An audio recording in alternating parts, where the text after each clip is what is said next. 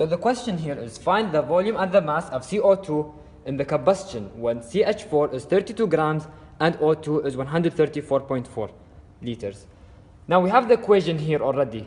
So in order to find the volume and the mass of CO2, there are two main parts. The first one is to find the limiting reactant, whether it is CH4 or O2. And the second part is to have the limiting reactant and find the coefficient with CO2 and come up with the mass and volume.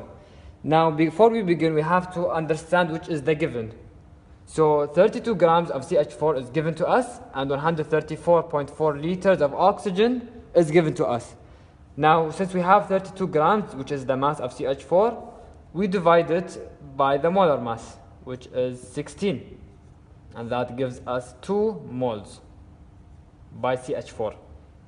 Now we're still not done. We have to find the coefficient between them. CO2 is 1 and CH4 is 1. So times 1 over 1, and it's still the same, like 2 moles. The second part is 134.4 liters of O2.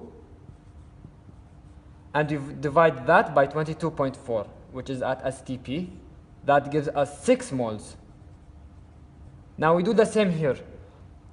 The coefficient of CO2 is 1 times 1, but O2 is 2, so it's like half.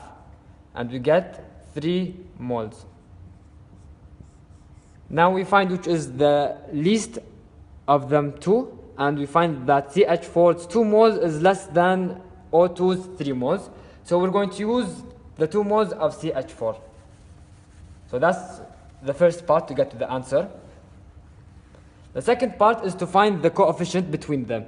CH4 is 1 and has 2 moles. And CO2 is also 1, so it's the same coefficient. So the moles of CO2 must also be 2, like CH4. And from here we can have the two answers, the mass and the volume. For the mass, it's easy.